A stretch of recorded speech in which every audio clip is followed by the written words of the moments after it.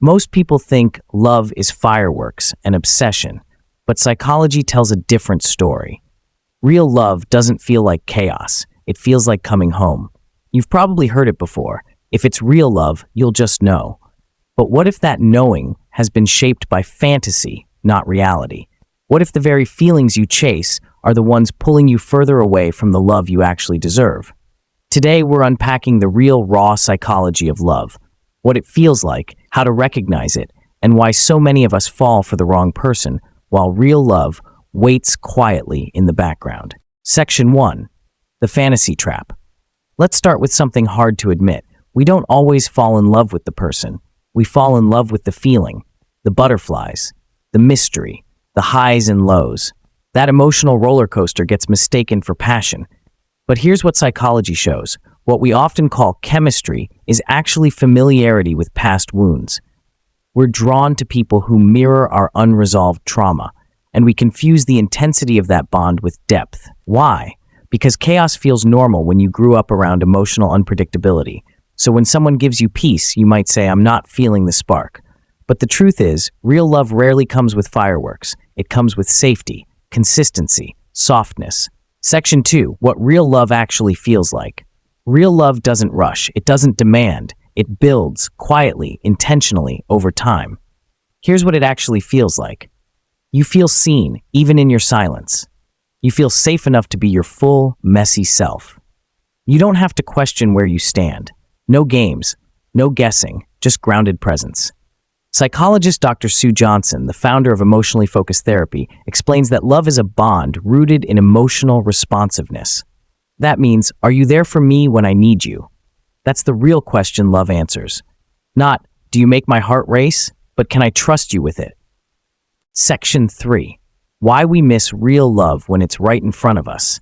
Many emotionally intelligent women, maybe even you, have walked away from someone who was good for them because it felt too easy. And here's why. Real love triggers peace. But if you're used to anxiety in love, peace might feel like boredom. That's not your fault. It's your nervous system confusing calm with danger because it's unfamiliar. Healing means learning that love doesn't have to hurt to be real. You don't have to earn someone's affection. You don't have to chase, perform, or shrink. Love that's real doesn't take away your power. It honors it. Section 4. Signs you're experiencing real love. So how do you know when it's the real thing? Psychologically, here are a few signs. You feel emotionally regulated around them. Not high or low, just grounded. They listen without needing to fix you. You're allowed to feel, process, and just be. There's a shared sense of direction. You're not afraid to talk about the future because it feels safe to imagine it together. They apologize. They grow. Accountability is love in action. You feel like yourself.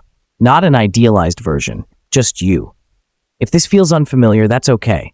Sometimes we have to unlearn the drama to recognize the depth. Section 5. Rewiring our love template.